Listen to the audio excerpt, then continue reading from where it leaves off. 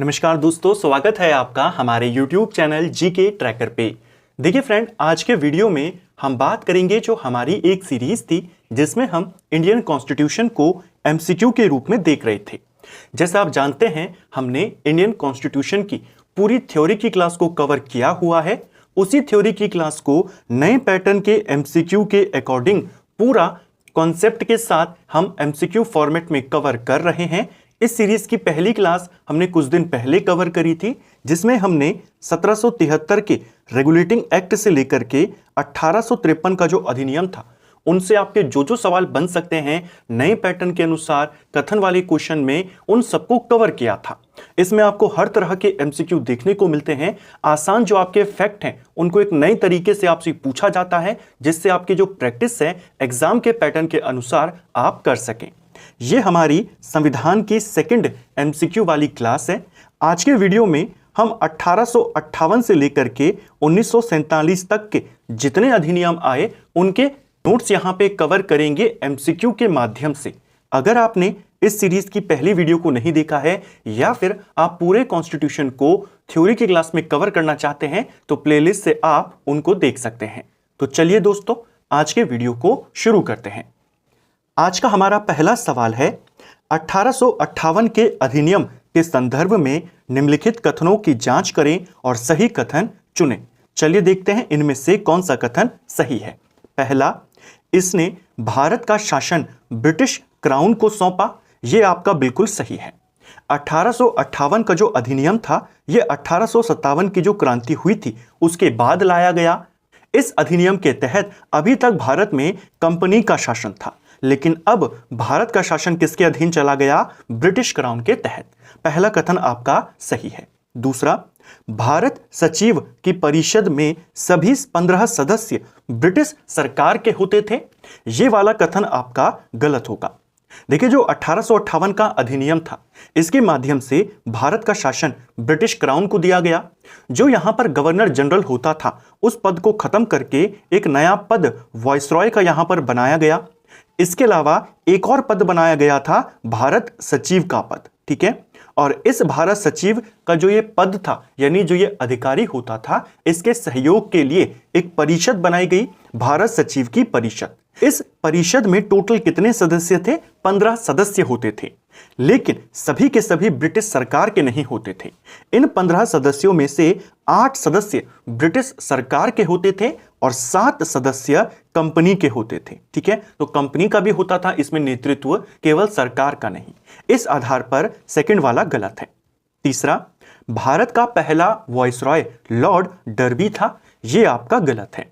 भारत का जो पहला वायसरॉय था वो लॉर्ड कैनिंग था। ठीक है, जो डर्बी है ये उस समय ब्रिटेन का प्रधानमंत्री था जब ये अधिनियम लाया गया। ठीक है, आपको पूछा है सही कौन सा, तो केवल पहला वाला कथन आपका सही है, बाकी सारे गलत हैं।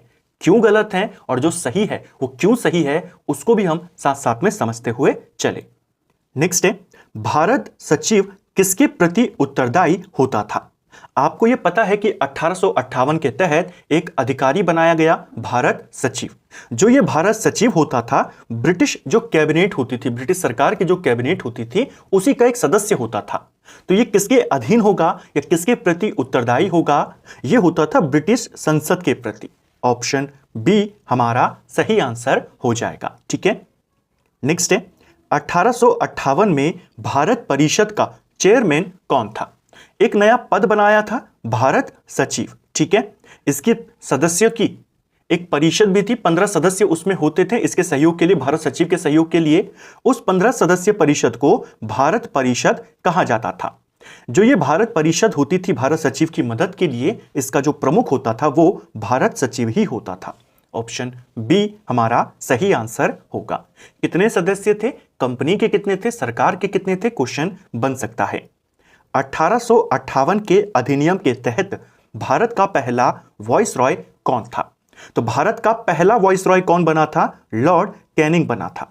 ऑप्शन बी सही आंसर होगा, क्योंकि 1858 के अधिनियम आने से पहले भारत में क्या चलता था? गवर्नर जनरल चलता था। भारत का आखिरी गवर्नर जनरल कौन था? कैनिंग था। बाद में इस पद नाम को खत्म कर दिया गया और वायसरॉय का पद बनाया। यह ब्रिटिश क्राउन का प्रतिनिधि होता था। तो राजा का प्रतिनिधि होता था ये, और ब्रिटिश संसद का जो प्रतिनिधि हो गया या ब्रिटिश संसद के लिए जो काम करेगा वो कौन होता था? भारत सचिव। ठीक है, नेक्स्ट है 1858 के अधिनियम के तहत शासन की बागडोर किसके हाथ में गई थी? तो किसके हाथ में गई थी? ब्रिटिश क्राउन के हाथ में। ऑप्शन बी सही आंसर होगा। अभी तक भारत में कौन शासन कर रही थी? ईस्ट इंडिया कंपनी, और अब कौन कर रही है? British crown. ठीक है, 1861 के अधिनियम के संदर्भ में निम्न में से कौन से कथन सत्य हैं? हमने ऊपर 1858 के अधिनियम की बात करी, उससे रिलेटेड 2-3 बातों को और यहां पर नोट कर लीजिए। उसी के तहत भारत में जो दोहरा शासन चल रहा था, जो बोर्ड ऑफ डायरेक्टर और बोर्ड ऑफ कंट्रोल बनाए गए थे, उसको खत्म कर दिया गया। ठीक है, उसी के माध्यम से भारत में मुगल पद को खत्म कर दिया गया। इसको भी आपने ध्यान में रखना है। ठीक है, एक और चीज ध्यान रखना, वो जो भारत परिषद थी जिसमें 15 सदस्य थे, उनको वेतन कहां से दिया जाता था? भारतीय राजस्व से ही उनको वेतन की व्यवस्था करी गई थी। ठीक है, सवाल है हमारा अगला कि 1861 का जो अधिनियम था, इसमें कौन सा कथन सही है? चलिए देखते हैं कौन सा वाला कथन सत्य है। पहला, इसने वायसरॉय को विधान परिषद में भारतीयों को नामांकित करने का अधिकार दिया। पहला कथन आपका बिल्कुल सही है। जो 1861 का अधिनियम था, 1858 में ही एक अधिनियम आया था। इसे जल्दी में क्यों लाना पड़ा? 61 में ही क्यों लाना पड़ा जल्दी ही? क्योंकि उस समय अंग्रेजों को भारतीयों का समर्थन चाहिए था। भारत में अभी अभी एक बड़ी क्रांति यहां पर हुई थी। 1858 के तहत भारतीयों को खुश करने का प्रयास किया गया। सरकार ने, जो ब्रिटिश संसद थी, उसने पूरी सत्ता अपने अधिकार में ले ली। राजा के नाम से शासन चलने लगा, लेकिन भारतीयों को भी शासन में शामिल किया जा सके, भारतीयों का समर्थन प्राप्त किया जा सके, उसके लिए 1861 में अधिनियम लाया गया, जिसके अंतर्गत सबसे पहली चीज ये थी कि विधान परिषद में अब भारतीयों को भी नामांकित किया जा सकता है। ठीक है, और इसी के साथ जो पहली बार हुआ ऐसा कि कानून बनाने की जो प्रक्रिया थी, उसमें भारतीयों को शामिल किया गया। विधान परिषद यानी आप इसे संसद समझ लीजिए। तो संसद में भारतीयों को नामांकित करने की जो व्यवस्था करी गई, वो इसी अधिनियम के तहत हुई। और कानून कौन बनाती है? संसद बनाती है। तो सवाल आएगा, पहली बार कानून बनाने की प्रक्रिया में किस अधिनियम के तहत भारतीयों को शामिल किया गया? तो वो था 1861 का अधिनियम। ठीक है, दूसरा, कार्यकारी परिषद के सदस्यों की संख्या 4 से बढ़ाकर 5 कर दी गई। वायसरॉय की जो कार्यकारी परिषद थी, जिसमें 4 सदस्य होते थे, उसमें 1 सदस्य और बढ़ा दिया गया। अब इसकी संख्या कितनी हो गई? 5 हो गई। इसने प्रांतों में द्वैध शासन की शुरुआत करी। गलत हो जाएगा, प्रांतों में द्वैध शासन 1919 के अधिनियम के तहत हुआ था, ना कि 61 के अधिनियम के तहत। ठीक है, 1862 में कैनिंग ने 3 भारतीयों को विधान परिषद में नामांकित किया। यह व्यवस्था इसी अधिनियम के तहत हुई, यह अधिकार इसी के तहत मिला वायसरॉय को। इसी के तहत कैनिंग ने 1862 में 3 भारतीयों को, जिसमें एक बनारस के राजा थे, एक पटियाला के राजा थे और एक व्यक्ति थे सर दिनकर राव, इनको विधान परिषद में मनोनीत किया। तो तीसरा वाला सही है, पहला सही है, दूसरा सही है, चौथा सही है। तो आपका कौन सा वाला विकल्प होगा? ऑप्शन सी आपका सही हो जाएगा। ठीक है, इसी 1861 के अधिनियम के माध्यम से भारत के अंदर पोर्टफोलियो सिस्टम यानी जो मंत्रिमंडल व्यवस्था है, उसकी भी शुरुआत करी गई। ठीक है, 1861 के अधिनियम के तहत पोर्टफोलियो सिस्टम की शुरुआत किसने करी? तो किस अधिनियम के तहत हुई? 1861। और किसने करी? लॉर्ड कैनिंग, क्योंकि उस समय वायसरॉय यही था। ठीक है, अगला है कथन दिया है, इस अधिनियम ने, कौन सा वाला? 1861 का अधिनियम। इस अधिनियम ने विधायी शक्तियों का विकेंद्रीकरण शुरू किया। कारण, मद्रास और बंबई प्रेसिडेंसियों को कानून बनाने की शक्ति वापस दी गई। तो देखिए कथन कि जो 1861 का अधिनियम था, उसने भारत में कानून बनाने का जो एकाधिकार दे दिया था पहले बंगाल के गवर्नर जनरल को, जो बाद में वायसरॉय बन गया, अब उसका विकेंद्रीकरण करना शुरू किया। इसके तहत जो मद्रास है, बंबई प्रेसिडेंसियां हैं, इनको कानून बनाने के कुछ अधिकार दिए गए। तो कारण भी सही है कि यहां पर विकेंद्रीकरण शुरू हुआ। और विकेंद्रीकरण कैसे शुरू हुआ? जब इनको कानून बनाने की शक्तियां वापस दी गई। तो कथन भी सही है, कारण भी सही है और व्याख्या भी सही है। ऑप्शन ए आपका सही उत्तर होगा। 1861 के अधिनियम के तहत बंगाल में विधान परिषद कब गठित की गई? देखिए 1861 के तहत प्रांतों में विधान परिषदें बनाने का प्रावधान भी किया गया। इसके माध्यम से 1862 में बंगाल के अंदर, 1866 में जो उत्तर पश्चिमी सीमांत प्रांत था वहां पर, और 1897 में पंजाब के अंदर परिषदें बनाई गई, विधान परिषदें बनी। ठीक है, तो यहां पर आपको बंगाल का पूछा है, 1862 सही आंसर होगा। अगर पूछेगा नॉर्थ ईस्ट फ्रंटल पर कब बनी थी तो 1866 को बताएंगे, और अगर पूछेगा पंजाब में कब बनी तो 1897 को बताएंगे। ठीक है, 1861 का अधिनियम क्यों पारित किया गया था?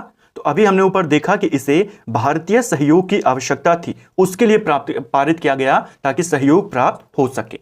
ऑप्शन ए आपका सही उत्तर होगा, क्योंकि क्रांति के बाद अंग्रेजों की जो सरकार थी यहां पर, उनकी जो शक्ति थी वो काफी कमजोर हो चुकी थी। नेक्स्ट है, वॉइसरॉय को आपात स्थिति में अध्यादेश जारी करने की शक्ति मिली, इसकी अवधि क्या थी? 1861 का ही वो अधिनियम था जिसने वॉइसरॉय को अध्यादेश जारी करने की शक्ति दी थी। ये जो अध्यादेश होता था 6 महीने के लिए इसकी वैधता होती थी। ऑप्शन बी सही उत्तर होगा। ठीक है, तो ये था 1861 का अधिनियम जिसमें भारतीयों के नामांकन की व्यवस्था करी गई, पोर्टफोलियो सिस्टम की व्यवस्था करी गई, जो विधायी शक्तियां थी, कानून बनाने की शक्ति, उसका विकेंद्रीकरण किया गया, अध्यादेश जारी करने की शक्ति वहां पर दी गई, और प्रांतों में परिषदें, विधान परिषदें बनाई गई। ठीक है, नेक्स्ट है, 1869 के अधिनियम के संदर्भ में निम्नलिखित कथनों की जांच करें। सही कथन आपने यहां पर चुनना है। चलिए देखते हैं। पहला, इसने वॉइसरॉय को विदेश में रह रहे भारतीयों पर कानून बनाने का अधिकार दिया। देखिए, एक अधिनियम 1869 में भी पारित किया गया था, छोटा सा अधिनियम था, लेकिन इस अधिनियम का जो उद्देश्य था वो ये था कि जो भारतीय विदेश में रहते हैं उनको कैसे नियंत्रण में किया जा सके, और इसीलिए यह अधिनियम आया। इसके माध्यम से वॉइसरॉय को विदेशों में रहने वाले भारतीयों पर कानून बनाने का अधिकार दिया। तो कथन आपका सही है। यह अधिनियम 1857 की क्रांति के बाद लागू हुआ। तो 1857 की क्रांति के बाद 1858 आया, ये भी उसी के बाद आया, लेकिन उसके लिए नहीं आया था। 57 की क्रांति के बाद जो तुरंत बाद जो आया वो 1858 था, ना कि 69 वाला। ठीक है, इसका उस क्रांति से कोई संबंध नहीं था। तीसरा, ये आपका गलत है। तीसरा, इसने भारत सचिव की शक्तियां बढ़ाई। शक्तियां किसकी बढ़ाई हैं? वॉइसरॉय की बढ़ाई है, भारत सचिव की नहीं बढ़ाई है, तो यह भी गलत है।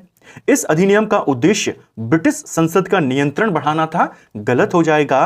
ब्रिटिश संसद का नियंत्रण बढ़ाना ये 1858 के अधिनियम में हो चुका था। कंपनी के नियंत्रण को घटा चुके थे और ब्रिटिश संसद का बढ़ा चुके थे।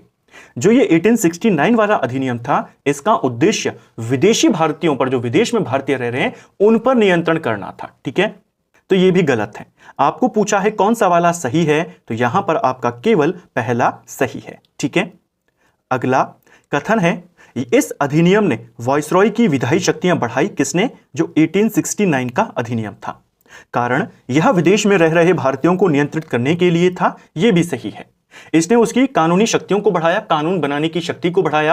अब वो न केवल जो देश में रहते हैं भारतीय उनके लिए बनाएगा, विदेश में रहने वालों के लिए भी बना सकता है। तो बड़ी है उसकी शक्ति, और इसका मुख्य उद्देश्य भी यही था। तो कथन भी सही है, कारण भी सही है, और व्याख्या भी सही है। ठीक है, अगला 1876 का अधिनियम के संदर्भ में निम्नलिखित कथनों की जांच करें और सही कथन चुनें।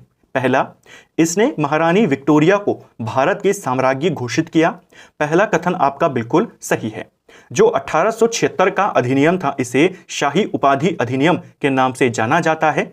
इसे लॉर्ड लिटन के द्वारा लाया गया था 1876 में, और इसी के माध्यम से जो ब्रिटेन की रानी थी विक्टोरिया, उसे भारत की साम्राज्ञी यानी भारत की भी रानी घोषित किया गया। ठीक है, यह अधिनियम लॉर्ड लिटन के कार्यकाल में लागू हुआ। यह आपका सही है। तो दोनों के दोनों कथन आपके सही हैं। जो 1876 वाला अधिनियम था, बेसिकली वो रानी को भारत के भी आधिकारिक तौर पर साम्राज्ञी घोषित करने के लिए लाया गया था। ठीक है, नेक्स्ट है 1892 के अधिनियम के संदर्भ में कौन सा असत्य है? अब आपने असत्य वाले को बताना है। चलिए, इसने अप्रत्यक्ष चुनाव प्रणाली की शुरुआत करी, यह आपका सही हो जाएगा। भारत में पहली बार निर्वाचन प्रणाली की जो शुरुआत हुई वो 1892 के अधिनियम के तहत हुई। ये जो निर्वाचन प्रणाली शुरू हो रही थी भारत में, ये अप्रत्यक्ष थी, यानी डायरेक्ट जनता नहीं चुन रही थी। जनता जिनको चुन रही थी छोटे लेवल पर, वही जाकर आगे बड़े लेवल पर दूसरे व्यक्तियों को चुन रहे थे। ठीक है, तो अप्रत्यक्ष चुनाव प्रणाली की शुरुआत किसके माध्यम से हुई? 1892 के अधिनियम के तहत। इस एक्ट की, ये जो 1892 का अधिनियम था, सबसे महत्वपूर्ण चीज यही थी कि भारत में निर्वाचन पद्धति शुरू हो गई। ठीक है, निर्वाचन की जो पद्धति थी वो अप्रत्यक्ष पद्धति होती थी। ठीक है, दूसरा, भारतीयों को बजट पर बहस करने का अधिकार यहां पर मिला। यह आपका बिल्कुल सही है। जो भारतीय विधान परिषदों में शामिल होते थे उनको बजट पर सवाल करने का, बजट पर बहस करने का अधिकार दिया गया इसी के माध्यम से। इसमें चुनाव शब्द का प्रयोग हुआ है, यह गलत हो जाएगा। अप्रत्यक्ष चुनाव प्रणाली की शुरुआत जरूर हुई है, लेकिन इसमें इलेक्शंस यानी चुनाव शब्द का इस्तेमाल नहीं हुआ था। ठीक है, यह कांग्रेस के प्रस्तावों से प्रभावित था। यह कथन आपका बिल्कुल सही है। सवाल ऐसे बन सकता है कि इनमें से कौन सा अधिनियम कांग्रेस के प्रस्तावों से प्रभावित था? तो 1892। बेसिकली कांग्रेस के जो 1889 से लेकर 1891 तक अधिवेशन हुए, उन अधिवेशनों में जो मांगे मुख्य तौर पर मांगी गई, उन्हीं मांगों को यहां पर स्वीकार किया गया था। तो ये वाला अधिनियम कांग्रेस से काफी ज्यादा प्रभावित था। आपको बताना है गलत कौन सा है। हमने देखा यहां पर तीसरा वाला गलत है, इसमें चुनाव शब्द का इस्तेमाल नहीं हुआ था, तो केवल 3 असत्य है। ठीक है, नेक्स्ट है कथन, इस अधिनियम में जो ये 1892 का अधिनियम है, इसमें भारतीय सदस्यों को प्रश्न पूछने का अधिकार मिला। ये आपका सही है। 6 दिन की एडवांस सूचना अगर आप देते हैं कि आपको कोई सवाल पूछना है, 6 दिन पहले नोटिस दे दीजिए, फिर आप सवाल भी पूछ सकते हैं। कथन सही है। यह विधान परिषद को मजबूत करने के लिए लाया गया था, यह भी सही है, ताकि भारतीयों का जो विश्वास है विधान परिषद में वहां पर ज्यादा आए, क्रांति या आंदोलन की तरफ ना जाए। ठीक है, तो कथन भी सही है, कारण भी सही है और व्याख्या भी सही है। ठीक है, परिषद को कैसे और ज्यादा शक्तिशाली बनाया जाए, मजबूत बनाया जाए, उसके लिए सब किया गया कि भारतीयों को बजट पर बहस करने का अधिकार दिया, निर्वाचन प्रणाली की शुरुआत करी, सवाल पूछने का अधिकार उनको दिया। ठीक है, 1892 में किस प्रणाली की शुरुआत हुई? तो कौन सी प्रणाली शुरू हुई थी? अप्रत्यक्ष चुनाव प्रणाली। ऑप्शन बी सही आंसर होगा। जो प्रत्यक्ष चुनाव थे ये 1919 के अधिनियम के तहत शुरू हुए और जो सांप्रदायिक निर्वाचन था वो 1909 के तहत शुरू हुआ। ठीक है, 1909 के अधिनियम के संदर्भ में सत्य कथन को चुने। अब हम 1909 के अधिनियम के बारे में बात करते हैं। इसने सांप्रदायिक निर्वाचन की शुरुआत करी, तो पहला कथन आपका बिल्कुल सही है। ठीक है, जो 1909 का एक्ट था जिसे मॉर्ले मिंटो एक्ट के नाम से जाना जाता है। मॉर्ले उस समय भारत सचिव था और मिंटो उस समय भारत का वायसरॉय था। इसी के तहत पहली बार भारत में सांप्रदायिक निर्वाचन की शुरुआत करी गई। सांप्रदायिक निर्वाचन मुसलमानों के लिए शुरू किया गया, जिसके तहत जो मुस्लिम प्रतिनिधि है उसको केवल मुस्लिम जनता ही वोट करेगी। यह इसके तहत किया गया था। बेसिकली जो लॉर्ड मिंटो है, जो उस समय वायसरॉय था, उसे भारत में सांप्रदायिक निर्वाचन का जनक कहा जाता है। ठीक है, मिंटो का एक स्टेटमेंट भी था कि हम नाग के दांत बो रहे हैं जिसका परिणाम भीषण होगा। ये किसने कहा था? मिंटो ने कहा था। और मिंटो को ही भारत में सांप्रदायिक निर्वाचन का जनक कहते हैं। और इसीलिए बाद में जब डॉक्टर राजेंद्र प्रसाद भारत के पहले राष्ट्रपति बने, उन्होंने भी अपनी पुस्तकों में कहा कि भारत के विभाजन का जो जिम्मेदार है वो जिन्ना नहीं मिंटो था। किसने कहा है मिंटो को जिम्मेदार? वो भी पूछा जाता है, तो भारत के पहले राष्ट्रपति डॉक्टर राजेंद्र प्रसाद। पहला कथन सही है। दूसरा, सत्येंद्र प्रसाद सिन्हा पहला भारतीय विधि सदस्य बने थे। देखिए, इसके माध्यम से जो वायसरॉय की कार्यकारी परिषद होती है, अभी तक तो विधान परिषद में सदस्यों को नियुक्त करने की अधिकार मिल चुका था वायसरॉय को, लेकिन वायसरॉय की जो कार्यकारी परिषद होती है, इसको ऐसे समझ लीजिए कि आपको संसद में चुनने का अधिकार तो मिल गया, आप संसद का सदस्य तो बन सकते हो, लेकिन आप कैबिनेट में, मंत्रिमंडल में नहीं आ सकते। तो संसद में तो भारतीय 1862 में ही पहुंच गए थे, लेकिन मंत्रिमंडल में कब आए? 1909 के एक्ट के तहत। और इसके माध्यम से सत्येंद्र प्रसाद सिन्हा पहले भारतीय बने जो वायसरॉय की कार्यकारी परिषद में शामिल हुए और इनको विधि सदस्य यानी कानूनी अधिकारी बनाया गया था। ठीक है, क्वेश्चन आता है, वॉइसरॉय की कार्यकारिणी में शामिल होने वाले पहले भारतीय कौन थे? सत्येंद्र प्रसाद सिन्हा। किस एक्ट के माध्यम से? 1909। ठीक है, तो आपको पूछा है सही कौन सा है, दोनों के दोनों आपके सही हैं। 1909 के अधिनियम के तहत वॉइसरॉय कौन था? तो कौन था भारत का वॉइसरॉय? 1909 का जो अधिनियम आया, लॉर्ड मिंटो था। ठीक है, मॉर्ले कौन था? यह भारत सचिव था। निम्नलिखित में से कौन सा कथन सही है? चार में से आपने एक कथन को चुनना है जो सही है। 1909 में सांप्रदायिक निर्वाचन की शुरुआत हुई, पहला ही कथन आपका बिल्कुल सही हो जाएगा, ऊपर हमने इसे विस्तार से समझा। दूसरा, 1909 में प्रत्यक्ष चुनाव शुरू हुए, गलत होगा। अप्रत्यक्ष 1892 और प्रत्यक्ष 1919। ठीक है, 1909 में प्रांतीय स्वायत्तता की शुरुआत हुई। प्रांतीय स्वायत्तता की जो शुरुआत होती है वो 1935 में हुई थी, ना कि इसके तहत। 1909 में भारत सचिव को हटाया गया, यह भी गलत है, नहीं हटाया गया। ठीक है, मिंटो को क्या कहा जाता है? मिंटो को कहते हैं सांप्रदायिक निर्वाचन का जनक। ऑप्शन ए हमारा सही उत्तर है। द्वैध शासन का जनक किसको कहते हैं? यह कहा जाता है लियोनस कार्टियस को। ठीक है, वॉइसरॉय की कार्यकारी परिषद में पहला भारतीय कौन था? तो कौन नियुक्त हुआ था? सत्येंद्र प्रसाद सिन्हा। Option A. ठीक है, 1919 के अधिनियम के संदर्भ में सही कथन आपने बताना है।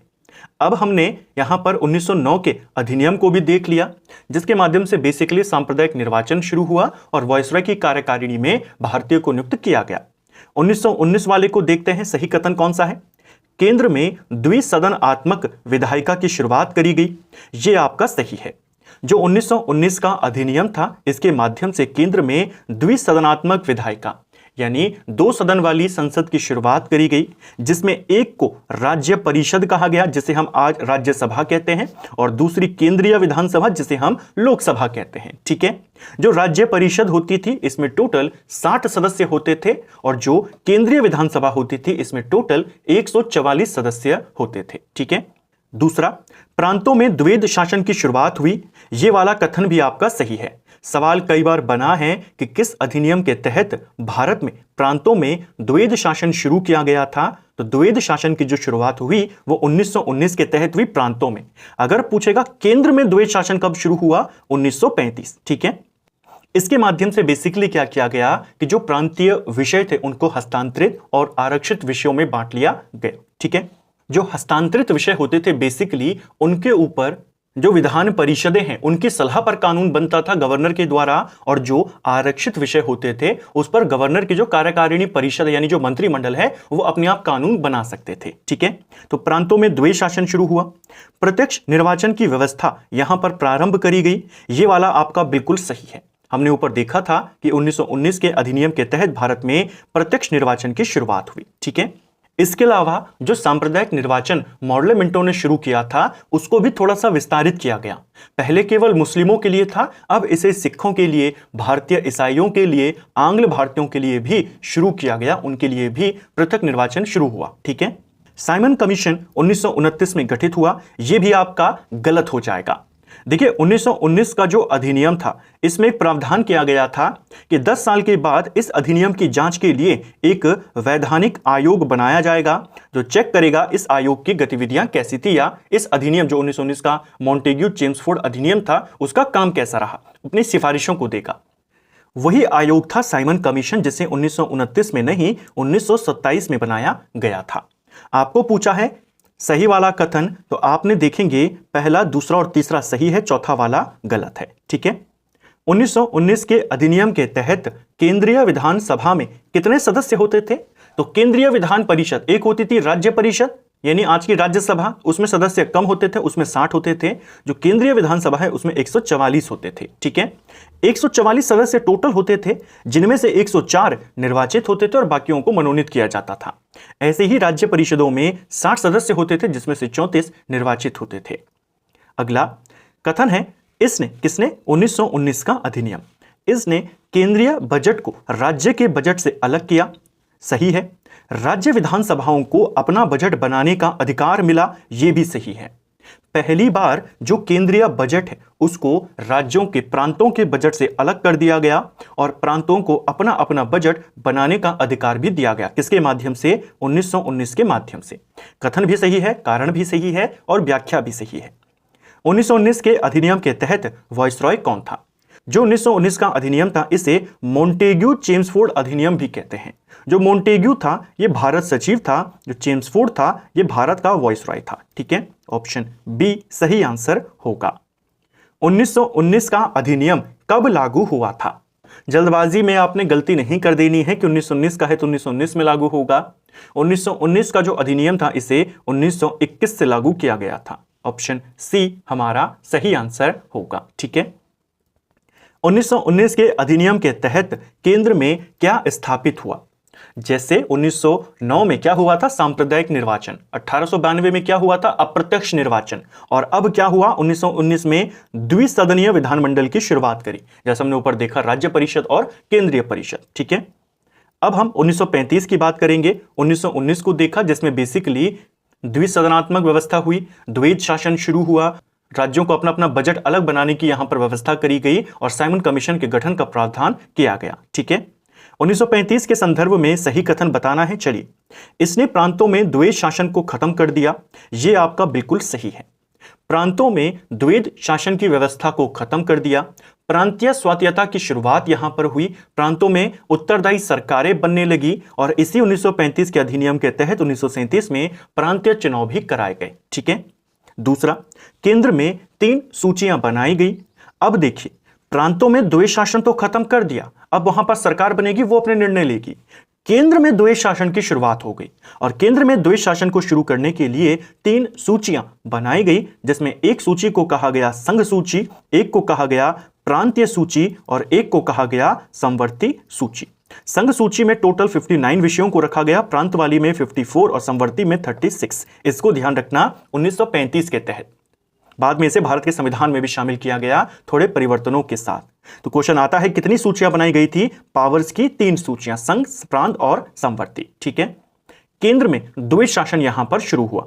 एक और चीज ध्यान रखना, जैसे हम आज की डेट में पढ़ते हैं कि जो 3 सूचियां हैं हमारी, उनके अलावा जो शक्तियां हैं, जो विषय हैं, उन पर कानून बनाने की जो शक्ति है उसे अवशिष्ट शक्ति कहते हैं। वो शक्तियां किसके पास है आज की डेट में? वो संसद के पास हैं। ठीक है, लेकिन तब 1935 के अधिनियम के तहत वो शक्तियां, अवशिष्ट शक्तियां किसके पास थी? भारत के वायसरॉय के पास। ठीक है, पहला सही है, दूसरा सही है। भारतीय रिजर्व बैंक 1936 में स्थापित हुआ, यह आपका बिल्कुल सही हो जाएगा। इसी अधिनियम के तहत 1936 में आरबीआई बना था। बर्मा को भारत से अलग कर दिया गया, यह वाला कथन भी आपका सही है। इसी 1935 के अधिनियम के तहत उड़ीसा और सिंध नए प्रांत बने और जो बर्मा था इसे भारत से अलग किया गया था 1937 में। यह भी इसी अधिनियम के तहत हुआ। आपको पूछा है कौन सा सही है, सभी यहां पर सही है।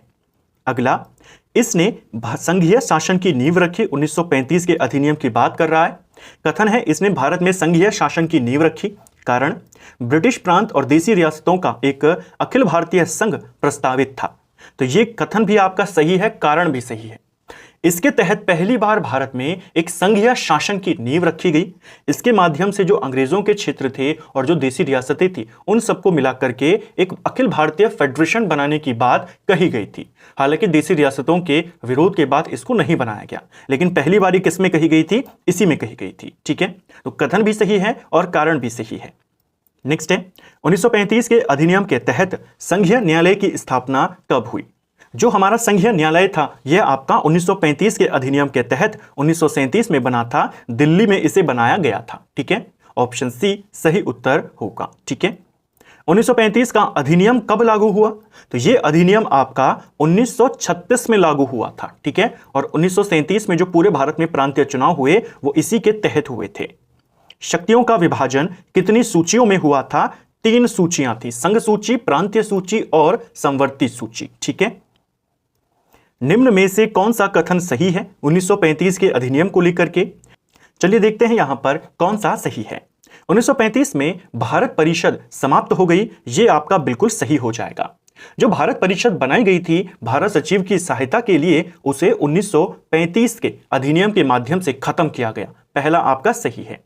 1935 में भारत परिषद शुरू नहीं हुई थी, खत्म हुई थी। ठीक है, तो सेकंड वाला गलत है। 1935 में बर्मा को भारत में शामिल किया गया, शामिल नहीं किया गया था, अलग किया गया था, वो भी 1937 में। 1935 में कोई नया प्रांत नहीं बना था। अभी हमने ऊपर देखा उड़ीसा और सिंध नए प्रांत बने थे। ठीक है, तो केवल पहला वाला सही है। अगला 1947 के अधिनियम के संदर्भ में बताने हैं 4 कथन हैं, सही वाला कौन सा है। पहला, इसने भारत को 15 अगस्त 1947 को स्वतंत्र घोषित किया। यह आपका बिल्कुल सही है। जो 1947 का अधिनियम था, जब इसे पारित किया गया तो इसमें यह बात कही गई थी कि 15 अगस्त 1947 को भारत का विभाजन कर दिया जाएगा, 2 नए आजाद देश बनाए जाएंगे जो संप्रभु होंगे और स्वतंत्र होंगे। ठीक है, तो पहला सही है। वाइसरॉय का पद समाप्त हुआ, यह भी सही है। 1947 के अधिनियम के तहत वाइसरॉय का पद खत्म कर दिया गया और यह कहा गया कि दोनों देशों के अपने अपने गवर्नर जनरल होंगे। ठीक है, यह माउंटबेटन योजना पर आधारित था, यह भी आपका सही है। माउंटबेटन को भेजा गया था भारत में वाइसरॉय बना करके, इसी ने भारत विभाजन की योजना को तैयार किया जिसे माउंटबेटन योजना कहते हैं, और इसी योजना के आधार पर 1947 का अधिनियम आया। ठीक है, यह 18 जुलाई 1947 को पारित हुआ था, यह वाला सही है आपका। 4 जुलाई को 1947 में, पहले इसकी स्टार्टिंग से चलते हैं, 3 जून 1947 को माउंटबेटन की योजना प्रकाशित होती है। 4 जुलाई को इसे एक्ट के रूप में ब्रिटिश संसद में रखा जाता है और 18 जुलाई को यह वहां से पारित हो जाती है। ठीक है, आपको पूछा है सही कौन सा है, सभी के सभी सही है। इस अधिनियम में एक और चीज कही गई थी कि जब तक दोनों देश अपना संविधान नहीं बना लेते तब तक शासन 1935 के अधिनियम के तहत चलेगा। ठीक है, 1947 के अधिनियम के समय वाइसरॉय कौन था, तो उस समय वाइसरॉय कौन था, माउंटबेटन। ठीक है, अगला 1947 के अधिनियम के बारे में है। इसने भारत और पाकिस्तान 2 देश को बनाया था, पहला आपका बिल्कुल सही है। कारण, एटली उस समय यह ब्रिटेन का प्रधानमंत्री था। एटली ने 30 जून 1948 तक शासन समाप्ति की घोषणा कर दी थी।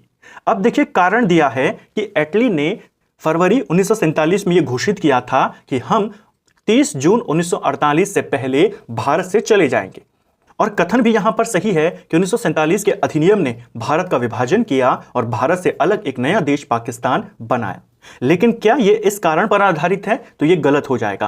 कारण इसकी व्याख्या नहीं करता, क्योंकि जब एटली ने फरवरी 1947 में घोषित किया था कि भारत में अंग्रेजों का शासन जून 1948 तक खत्म हो जाएगा, उस समय विभाजन की बात अंग्रेजों ने स्वीकार नहीं करी थी।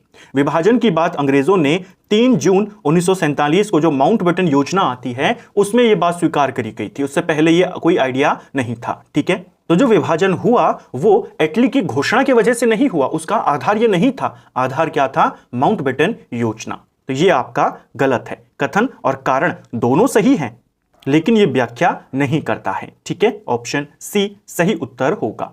तो फ्रेंड्स, ये था हमारा आज का वीडियो जिसमें हमने हमारी जो संविधान वाली सीरीज है उसके सेकंड क्लास को यहां पे कवर किया। जितने हमारे अधिनियम थे 1773 से लेकर के 1947 तक, उन सब के एमसीक्यू वाइज हमने कवर किए। पहली वीडियो में लगभग हमने 35 सवालों को देखा था, आज हमने लगभग 37 सवालों में सारे अधिनियम आपके कवर कर दिए। तथ्यों के साथ किया, एक्सप्लेनेशन के साथ इनको कवर करने का प्रयास किया, जिससे आपकी जो पूरी थ्योरी है वो एमसीक्यू के रूप में कवर हो जाए। उम्मीद करता हूं आपको आज का वीडियो पसंद आया होगा। अगर आपको ये वीडियो पसंद आई है तो वीडियो को लाइक करें, चैनल पर नए हैं तो चैनल को सब्सक्राइब करें, अपने दोस्तों के साथ शेयर करें। वीडियो आपको कैसा लगा कमेंट बॉक्स में हमें जरूर बताएं। Thank you friends.